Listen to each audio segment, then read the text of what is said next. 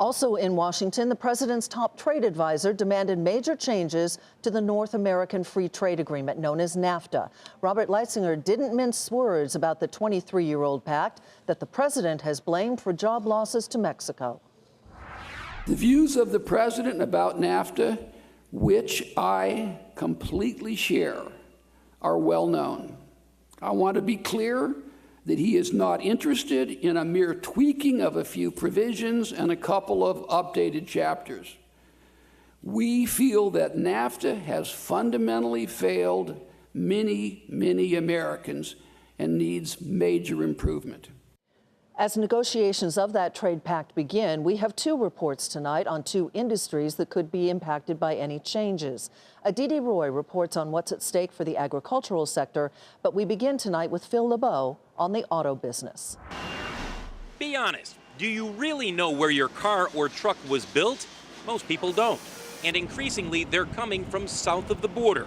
This year, Mexico is expected to export more than 4 million autos, with the majority winding up sold in the U.S. The NAFTA negotiations are pressured in all sorts of ways, but certainly having that growing footprint and growing capacity in Mexico is one of the pressures on the negotiators at the table. The Trump administration wants more of what's sold in the U.S. to be built in the U.S., so it's likely to push for automakers to use more parts and components made in America or in the NAFTA region. Otherwise, they could be hit with a tax that could add hundreds of dollars to the cost of a vehicle. And despite the president threatening 35% tariffs on autos built in Mexico, most in the industry expect any changes in the trade deal to be less dramatic and take years to implement.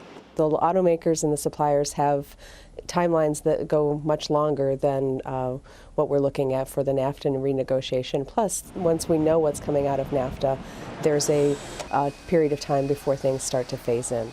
So if you're looking to buy a new car or truck in the foreseeable future, these NAFTA talks will not change what you end up paying. But depending on what happens, in a couple of years, vehicles built in Mexico or Canada could come with a higher sticker price. Phil LeBeau, Nightly Business Report, Chicago.